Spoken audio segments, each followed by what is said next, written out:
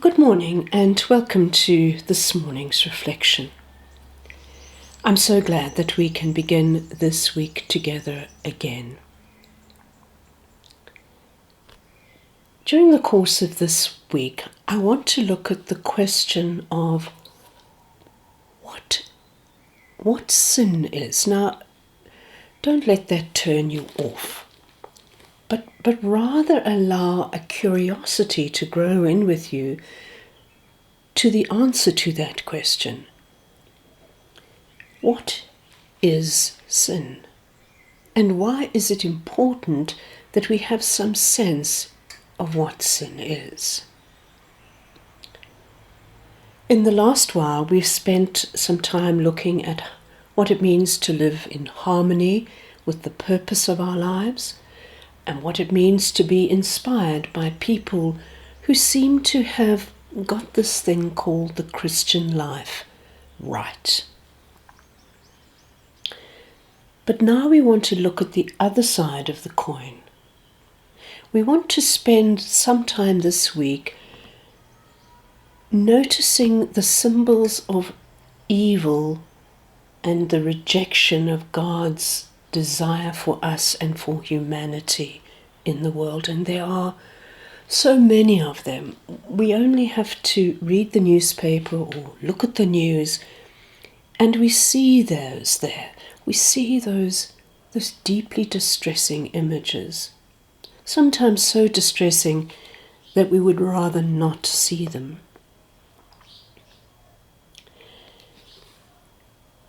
What we see as we look at the news, as we see human behavior throughout the world, what we see is a sheer arrogance and an outrageous opposition to God's grace, this abundant grace that fills the earth. And so, why do we want to do this? Why do we want to intentionally come to look at the sin of the world? And probably we do this today because we so rarely look at sin. We so rarely look at evil in the face. We also do this so that we become more profoundly aware of how deep God's love for us is. That in the face of that sin, in spite of that sin, God continues to love us, and He continues to bring mercy to the world. And so in a sense we have two images this week. One of the images that represent the sin that we find in the world, and one that represents the love, kindness, and compassion of Jesus, the ultimate giving of His life for humanity. We hold those two images this week.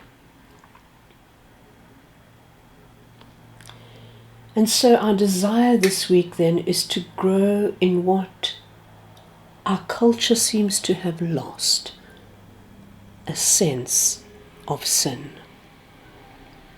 And so from time to time this week, we will look back through history and let our imagination picture the violence, the inhumanity, the rebellion, the abuse, the greed, and the lust for power. And in a sense, this comes about because we refuse to praise, reverence, and serve God, and use everything in creation toward that end. It's where we fail to do that sin abounds. And so, how much of a denial of God's right to praise, reverence, and servants can we experience this week as we go about our daily business? How much violence against the dignity of human life are we able to see? How much worshipping of other gods do we see? How much deception or injustice or scandal or depravity do we see? This week we want to experience the utter magnitude of sin in the world. And we want to now feel how wrong that is. And so each day this week we have a growing consciousness of the deep rebellion that exists in the world against all that is good and righteous and loving. And on the other hand, we hold the image of God's loving and merciful response. And so each day we have a growing gratitude, and that's the purpose of this, a growing gratitude for the magnitude of God's mercy.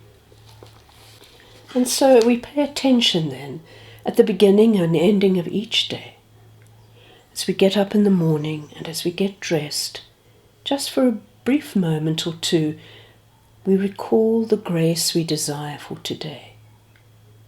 To enter more deeply into a sense of what sin really and truly is. And we might say, we might pray, Lord, let me see and feel the outrage of the wrong that seems to reign in our world today. And I so want to be moved by the profound depth of your love and mercy in the face of our rebellion. And as we go to bed at night, we can remember to replace the images that have come to mind during the day of the image of Jesus on the cross. And we return each night to that image. And we let that image become more real. And perhaps we can look into the face of Jesus and speak to him in gratitude. Or speak face to face with the risen Lord, asking him to show you the holes in his hands and feet and side, as these remain powerful signs of the power of God's love for us. This will be a difficult week to do this, but it will be worth it. The real freedom to which we are called is the freedom to let God be God and to allow us to be loved, not only as we are now, but also as we will be. And so in praying this week, it is a time for honesty, but not negativity. And so we can pray in these words, or something similar. Dear Lord, I am confused. I've been looking at the life of harmony. I've been looking at how much I am loved by you. But this week, I have to look at the news and see the stark picture that jars and contrasts so sharply with your love. And I have to ask the question, are you also there in this destruction? I almost don't know how to pray. I want to pray for the people who have lost their families and their homes, whose lives have been changed because of the destructive nature of humanity. I want those people to find support from you. I want them somehow to find an impossible peace in their shattered lives. But as I look, I wonder about those who have become so separated from you that they carry out this kind of destruction against one another. What is it that leads us as humans to treat each other that way? What must that be like for you, God? To watch us, the people that you have created, destroy each other. Help me this week to feel how sin is a rejection of you.